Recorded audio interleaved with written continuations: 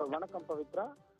திருவள்ளூர் மாவட்டம் கும்மிடிப்பூண்டி சிப்காட் தொழிற்பேட்டை அருகே மேம்பாலத்தின் மீது சென்னை கொல்கத்தா தேசிய நெடுஞ்சாலை வழியாக நிலக்கரி ஏற்றிக் கொண்டு செல்லும் போது பழுதடைந்த லாரி ஒன்று எச்சரிக்கை தடுப்புகள் வைக்கப்பட்ட பகுதியில் நின்று கொண்டிருந்தது. அவ்வழியாக சென்னை செங்குன்றத்திலிருந்து ஆந்திர மாநிலம் ஸ்ரீ சிட்டி சிப்காட் தொழிற்பேட்டைக்கு லோடு ஏற்றி சென்ற ராஜஸ்தான் மாநிலம் பதிவெண் கொண்ட லாரி ஓட்டுநர் கவனக்குறைவால் நின்று கொண்டிருந்த லாரியின் மீது அதிவேகமாக மோதி விபத்தை ஏற்படுத்தியுள்ளார்.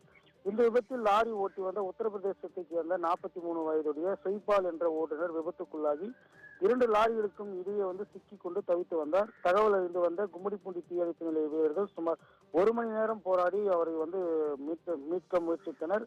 அந்த முயற்சி தோல்வியடைந்த நிலையில் பின்னர் கிரேன் வரவைக்கப்பட்டு ஒன்றுடன் ஒன்றாக ஒட்டி கொண்டிருந்த அந்த லாரிகளை பிரித்து அதனுள் இருந்த லாரி ஓட்டுநரை பத்திரமாக வெளியேற்றினர். ஆனால் லாரி ஓட்டுநரின் வலது கால் முழங்கால் முழுவதும் சுக்குநூறாக உடைந்த நிலையில் அவர் ஆம்புலன்ஸ் வாகனத்தில் ஸ்டான்லி அரசு மருத்துவமனைக்கு மீட்டு சிகிச்சைக்காக அனுப்பி வைக்கப்பட்டுள்ளனர். மேலும் சம்பவம் குறித்து கும்மிடிப்பூண்டி சிப்காட் போலீசார் வழக்கு பதிவு செய்த நிலையில் சென்னை கல்கத்தா தேசிய நெடுஞ்சாலையில் போக்குவரத்து நெரிசல் தவிர்க்க சிப்காட் போலீசார் மாற்றுப்பாதையில் வாகனங்களை அனுப்பி வைத்து அந்த வாகனங்களை சீரமைக்கும் பணியில் மேற்கொண்டு வருகின்றனர். இதனால் சம்பவ இடத்தில் பெரும் பரபரப்பான ஒரு சூழல் நிலை வருகிறது.